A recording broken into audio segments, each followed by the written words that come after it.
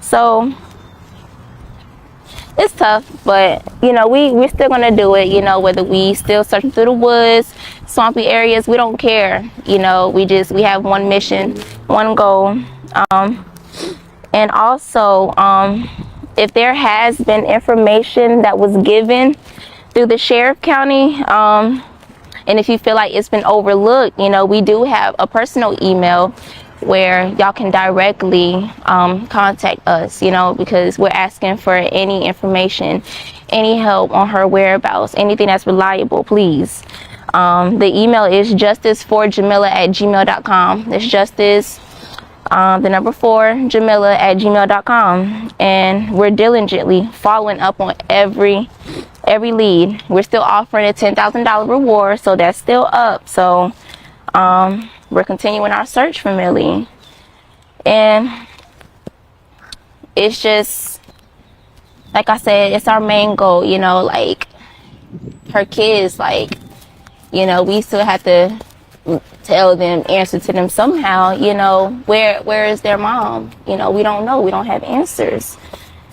So we're just, like I said, we just want to bring Millie home. Okay. A question on the minds of family, friends, and law enforcement tonight. Where is Jamilla Smith? It's been a week now since her family reported the Aiken mother missing, and 4 days since deputies charged her ex-boyfriend with kidnapping. It's not a crime to go missing until we run into something that's nefarious about them being missing. Now, family and investigators are raising the stakes to find her and bring her home. She thought she'd finally escaped, but when he found her one last time, she had no choice but to desperately dial 911. Hoping someone would answer before it was too late. Before we get into it, leave a like, drop your thoughts in the comments, and subscribe to Crime on Pulse so you won't miss the next case. Born in Sanford, North Carolina on May 26, 1993, Jamilla Shanae Smith was often called Millie by her family. When she turned 9, her parents went their separate ways and she moved in with her mother Tina and stepfather Pierre. With Tina serving in the military, Jamilla's childhood was spent constantly relocating from state to state, and even to different countries. Through all those moves, she held on to her love for music, dancing, and making people smile. Everyone who knew her wanted to be around her energy. After completing high school at Pine Forest in Fayetteville, North Carolina, Jamilla got married and welcomed her first son. The marriage seemed promising initially, but they eventually recognized they weren't compatible. By 2018, they separated. At 25, Jamilla was rebuilding her life as a single mom. She poured everything into her hairstyling career, genuinely loving the work. Her clients weren't just paying for her skills, they came back for the warmth she brought to every appointment. She'd created something meaningful for herself and her son, and took real pride in what she'd built. Then she met Daniel Gabriel Harmon. What looked like a new beginning became something far much worse. Daniel initially presented himself as a good man to her. But looking into his background, you'd find over 100 pages of criminal documentation. Back in 2013, he'd admitted to harming someone physically and got just 12 months of probation. Then in 2015, there were 2 more incidents where he'd attacked people. By 2016, a judge mandated that he attend counseling and family programs. 3 years later, during a routine traffic stop in North Augusta, Daniel hit a police officer in the face before taking off, cutting his headlights while fleeing from authorities. This wasn't someone with a minor past, but someone with a pattern of hurting people, running from consequences, and ignoring court mandates. Yet when Jamilla and Daniel became a couple, she believed his past was behind and he was right for her. They welcomed a son together, making him Jamilla's second child. At first, everything appeared fine. They posted photos of their baby, snapshots of moments when life seemed good. Jamilla's loved ones were genuinely happy seeing her content with this beautiful new addition to her family. But the facade couldn't hold. Daniel began displaying the same tendencies that had gotten him into trouble before. It was subtle at first. He began monitoring her messages, demanding explanations about her whereabouts, slowly cutting her off from the people who cared about her. Then things intensified. Jamilla's family noticed the changes quickly. They noticed marks on her body, changes in how she acted, the excuses she'd make for him or ways she'd try to protect him. The situation deteriorated to the point where Jamilla had to contact authorities about what was happening in their apartment. During one response, A deputy who came to their home believed Daniel had caused visible marks on Jamilla, and that officer documented how concerning that encounter was. On August 22, 2023, police went to their residence after an altercation. Officers arrived to find that Jamilla had locked Daniel outside, so he'd forced his way back in by breaking down the door. Jamilla explained to officers that Daniel had become aggressive and put his hands on her. Her lips showed clear signs of injury. When officers questioned Daniel about what happened, he rejected her version completely, insisting that Jamilla was fabricating the story. Despite everything, Daniel left that night without being taken into custody. The responding officers stated they didn't detain him because Jamilla wasn't maintaining direct eye contact and her account seemed inconsistent. That same evening after the officers left, Jamilla reportedly composed an email to the Aiken County Sheriff's Office. In that message, she laid out what had occurred. She included photographs documenting her injuries from that night, along with images from earlier incidents. She expressed her fear and requested assistance. According to reports, that email never received a response. Following that email, she attempted to maintain normalcy in her daily life. She still had 2 young children depending on her, and she was still hoping things with Daniel might improve. Instead, everything was spiraling. By November 2023, the situation had become worse. On November 9th, Jamilla made the decision that she was done with Daniel, and she would be taking her children with her. When Daniel left the house, she started putting her belongings into her vehicle with everything she and her kids would need, trying to finish before he returned. But he came back while she was still packing and realized what was happening. Seeing Jamilla preparing to leave, Daniel tried to stop her, and a heated confrontation started, leading to Daniel sustaining an injury. Jamilla contacted emergency services again. When authorities showed up, Daniel provided a completely different version of events. He claimed he was simply upset because he wanted Jamilla to stay, characterizing this as just another disagreement between them. He assured the officers that everything was fine. Medical personnel took Daniel to the hospital for treatment of his wound, which left Jamilla at the house by herself. This was the opportunity she needed. Her children were with family members for the holiday season, allowing her to focus solely on getting herself to safety. Jamilla took advantage of Daniel's hospital visit to keep packing. She was determined to be gone before he was discharged and returned. She finished loading the last of her belongings into her car, stepped outside to the driveway, and discovered that her vehicle was gone. Someone had taken her car with everything she owned inside it. So Jamilla was stuck there, unable to leave and with nowhere else to turn. She contacted the police again. This was the second time that day officers went to the house. When she reported the missing vehicle, Jamilla told officers she suspected one of Daniel's associates had taken it. After all, Daniel was still at the hospital, so he couldn't have done it himself. Police questioned Daniel about the stolen car, but he claimed to have no knowledge about it. Without proof, all they could do was issue an alert for the vehicle. Jamilla reached out to her mother in Florida and explained what had happened. Her mother was 12 hours away and couldn't come immediately, but she arranged for Jamilla's aunt, who lived 8 hours away, to come get her. However, her aunt wasn't able to make the drive until the following day. Jamilla's mother offered to cover a hotel room so she wouldn't need to spend the night at the house, but she turned it down. She insisted everything was manageable and that she could handle one more night. By the evening of November 9th, Daniel had been discharged from the hospital and came back to the house. When he entered and saw that Jamilla was still there, the confrontation that had started that day resumed with even more intensity. When police responded to the house again on November 10th, Daniel wasn't present. He'd left before the officers got there. According to Jamilla's account to the police, Daniel argued with her continuously from the evening of November 9th all the way through to the morning of November 10th. This was hours and hours of non-stop confrontation. Jamilla told them about the continuous argument and revealed that Daniel had become physically aggressive with her again. This time the evidence was clear. When officers examined Daniel's hands after he came back to the house during their investigation, they found evidence connected to the incident. Even with a victim showing clear signs of harm and a suspect with physical evidence, Daniel Harmon was allowed to leave that day. The officers photographed Jamilla's injuries and then returned to headquarters to prepare paperwork for a warrant. Thankfully, Jamilla's aunt arrived that day as planned and transported her to Florida to be with her mother. For a short time, it appeared Jamilla might finally have reached safety. Roughly a week later, on November 17th, Jamilla's stolen vehicle was located.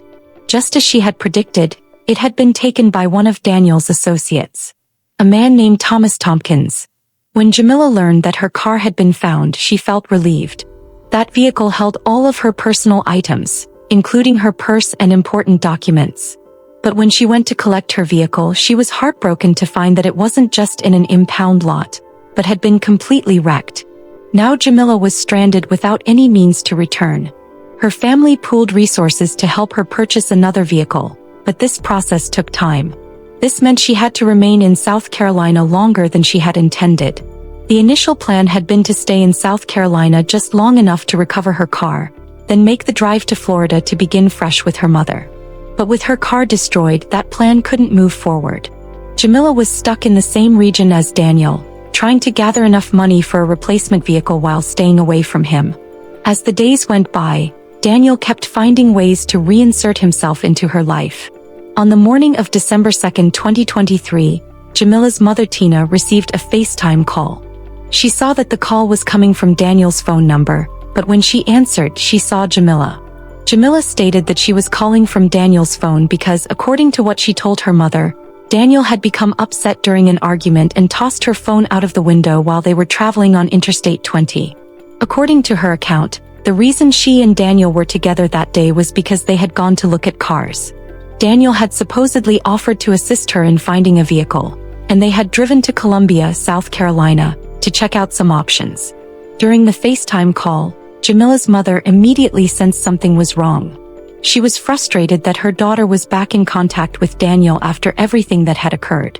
When Jamilla mentioned her phone being thrown from the car window, Tina remembered the Find My iPhone feature on her phone. She used the app to track Jamilla's phone and directed her daughter to where it had landed along the highway. Around 6 p.m. that day, Jamilla sent her mother a text message saying she had successfully recovered her phone and thanked her for the assistance. In that text message, Jamilla told her mother that she loved her and said goodbye, telling her they would talk later. At that time, Tina didn't know that was the final communication she would ever receive from her daughter. The drive back from Columbia seemed normal because they appeared to have resolved some of their issues. According to reports, Jamilla was behind the wheel and Daniel had dozed off in the passenger seat. They got back to the house on Old Jackson Highway around 6:30 p.m. At about 8:48 p.m., Jamilla Smith called emergency services. The dispatcher who took that call stated that Jamilla was breathing heavily and clearly running. She told the dispatcher that her ex-boyfriend had come to her location and that she was trying to get away from him. In the background of that call, the sound of a car engine revving could be heard.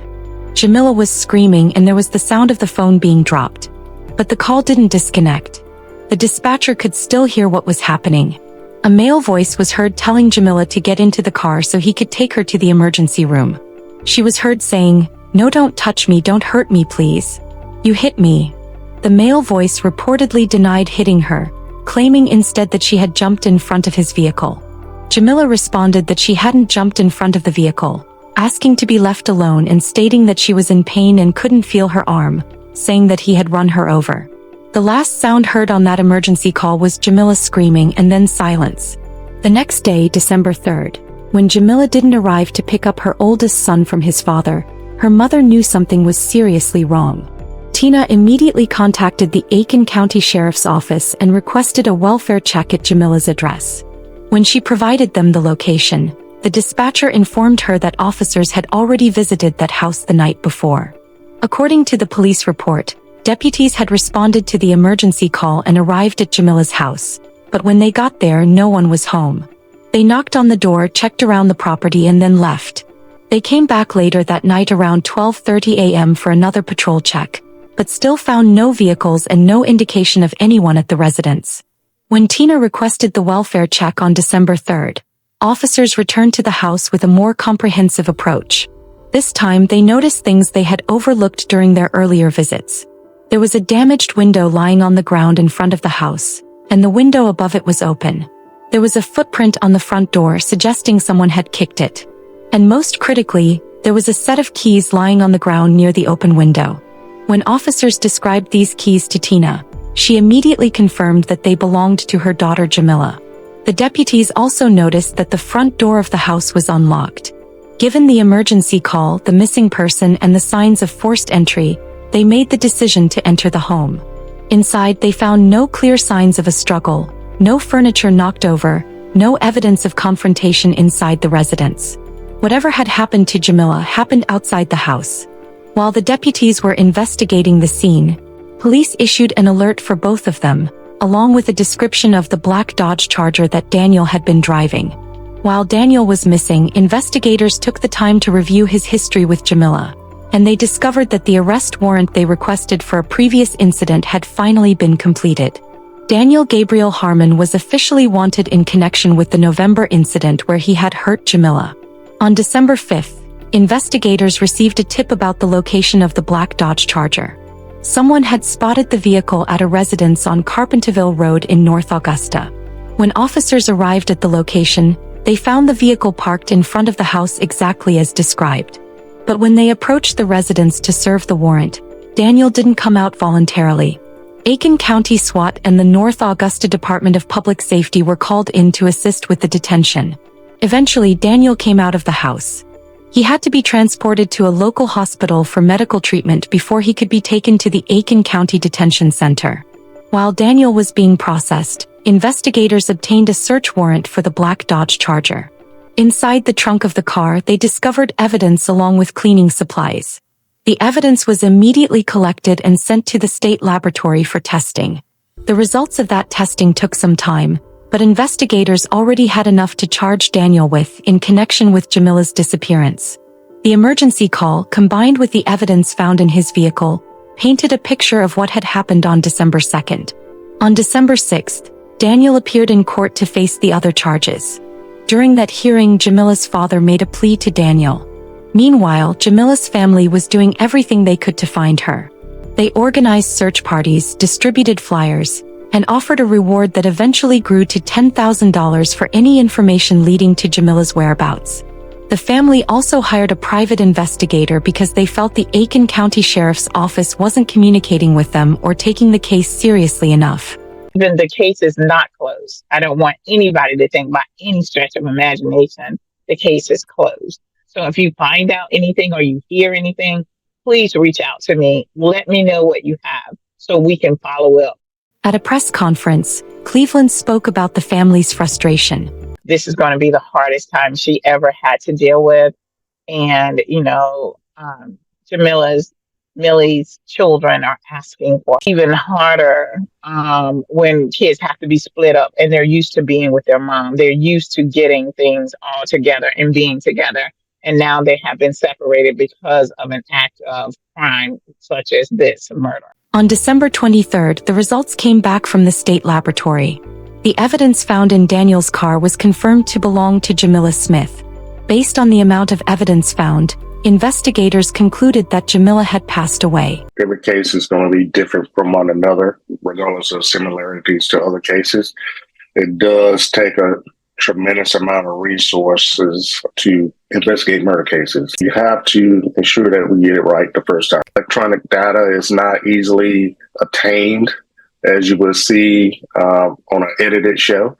It takes a tremendous amount of time and resources to where you have to submit your affidavits for a probable cause of why you need this information, and have the circuit court judge sign off on it and submit it to those locations in order to get that information back. They don't just automatically turn around. We can't release evidence. We can't just open up our investigative file and like, here you go. We have some sensitive information in there to include our timeline that we're building, analyzing electronic data, all the locations that we've searched and documentation from that. All those things are essential to building a case. Releasing that information prematurely could jeopardize the success for a prosecution in this case. That same day, Daniel was given additional charges. As detectives continued to dig deeper into what happened after December 2nd, they discovered that Daniel hadn't acted alone in covering up his actions. On April 7, 2024, investigators detained Brian Alexander Hampton Jr. According to the detention warrant, Hampton had provided Daniel with transportation and cell phones after Jamilla's disappearance. and had allegedly helped Daniel dispose of evidence related to the case. Hampton initially denied any involvement and requested bail, claiming he was innocent and had no knowledge of what happened to Jamilla. However, his bail was denied. On May 2, 2024, a third person was detained. Clyde James Henley II, described as an associate of Daniel Harmon, was also charged with being an accessory. Like Hampton, Henley was accused of helping Daniel dispose of evidence and providing him with assistance after the incident. When investigators searched Henley's vehicle, they found evidence indicating that Jamilla had been inside his car at some point. This discovery provided crucial information about how Daniel had managed the cover-up with help from his associates. On May 10, 2024, 5 months after Jamilla disappeared, the search finally ended. Investigators were called to a wooded area in the 2100 block of Silver Bluff Road. An update to a story we've been tracking for you out of Aiken County. Investigators say they have located the body of missing mother Jamilla Smith. She had not been seen since December 2nd and has been presumed dead by investigators. Aiken Bureau Chief Sean Cabbage has the latest. This has been a tremendous effort in trying to resolve this case. On Thursday, investigators discovered human remains in a wooded area on Silver Bluff Road, identified as Jamilla Smith. The 30-year-old disappeared on December 2nd. She was buried, so we had to use an excavator to assist us with covering her remains. Daniel Gabriel Harmon is charged with murder, and Brian Alexander Hampton Jr. and Clyde Henley II are charged with accessory after the fact to murder in connection with her disappearance and death. We have taken statements, evidence processing. There's still a significant amount of evidence that needs to be processed, electronic data, and so forth. While the motive remains unclear, authorities stress that the case will stay open until prosecution. We can't do this by ourselves. And in this case, for example, our community has reached out to us because they are just as affected as their family, even though it's on a deeper level for our family. The case is still under investigation. This was an area that had been searched before, but on this day, there was an important discovery related to the case. The Aiken County coroner, along with the South Carolina Law Enforcement Division, confirmed that it was Jamilla Smith. The medical examiners revealed that Jamilla had suffered serious injuries. With this discovery, the case against Daniel Harmon became more serious. He was already facing other charges, but now prosecutors had physical evidence and a clear understanding of what occurred. As for his associates, both Hampton and Henley faced significant prison time for their roles in helping Daniel cover up what happened. Their cooperation with the cover-up had prolonged and hindered the investigation. Daniel Harmon remains in the Aiken County Detention Center without bond, awaiting trial. Brian Hampton Jr. and Clyde Henley II are also in custody, facing charges as accessories. Jamilla's children are being raised by their grandmother, and the family continues to seek justice while honoring Jamilla's memory. That is justice, but to me, 45 years is not enough. And I get that he'll be 80, but he deserves, I feel, life for life. The judge accepted the guilty plea that will put Daniel in prison for 45 years. Jamilla's mother, Tina McCraw, says even though that's still not enough in her eyes, the decision puts her family at ease. For us, there's closure. There's a sense of peace.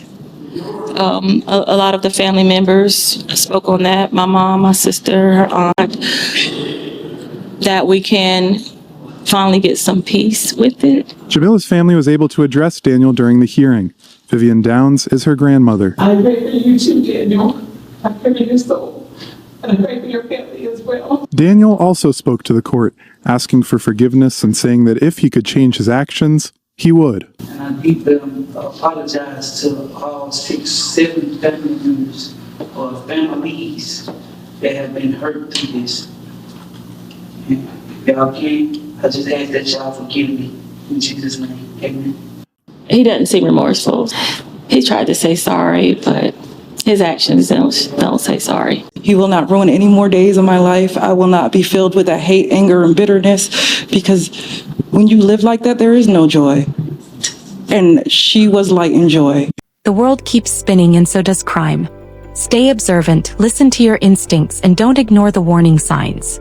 I'll see you in the next case on Crime on Pulse. Thanks for watching.